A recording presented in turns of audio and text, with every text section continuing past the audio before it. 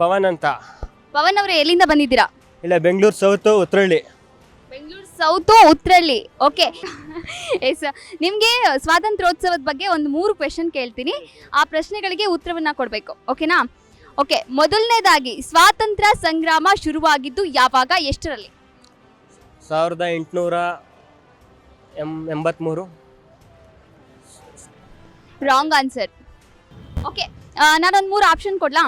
Option A 1947. Okay, option B 1857. Option C 1942. 1857. ಇದು ಹೆಂಗ್ ಗೊತ್ತಾಯ್ತು?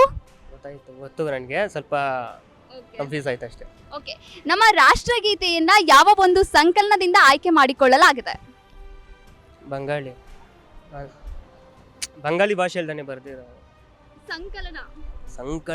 ಓಕೆ, ನಾನು ಇದಕ್ಕೆ ಮತ್ತೆ ಒಂದು ಕ್ಲೂ ಕೊಡ್ಲಾ? ಇದು ಶಂಕರ್ ನಾಗ್ ಅವರ ಒಂದು ಹಾಡಿನಿಂದ ಶುರುವಾಗುತ್ತೆ ಆ ಒಂದು ಪದ. ಇದು ಸಾಂಗ್ಲಿಯಾನ ಚಿತ್ರದ ಒಂದು ಹಾಡು. ಸಾಂಗ್ಲಿ ಅಂತ. ಓಕೆ, ಅವರು ಗೊತ್ತಾಗ್ಲಿಲ್ಲ ಅನ್ಸುತ್ತೆ, ನಾನೇ ಹೇಳ್ಬಿಡ್ತೀನಿ. ರವೀಂದ್ರನಾಥ್ ಟ್ಯಾಗೋರ್ ಅವರ ಒಂದು ಗೀತಾಂಜಲಿ ಸಂಕಲನದಿಂದ ಆಯ್ಕೆ ಮಾಡಿಕೊಳ್ಳಲಾಗಿದೆ. ಅದನ್ನೇ ಹೇಳಿದ್ದು, ಗೀತಾಂಜಲಿ. ಎಸ್. ಓಕೆ, ನಮ್ಮ ಅಶ್ವವೇಗ ನ್ಯೂಸ್ ವೀಕ್ಷಕರಿಗೆ ನೀವು ಸ್ವಾತಂತ್ರ್ಯ ದಿನೋತ್ಸವದ ಶುಭಾಶಯಗಳನ್ನ ತಿಳಿಸಿ. ಕರ್ನಾಟಕದ ಎಲ್ಲ ಜನತೆಗೆ ಸ್ವಾತಂತ್ರ್ಯ ದಿನಾಚರಣೆ ಶುಭಾಶಯಗಳು. ಜೈ ಹಿಂದ್, ಜೈ ಕರ್ನಾಟಕ ಮಾತೆ, ಜೈ ಭಾರತ್ ಮಾತೆ.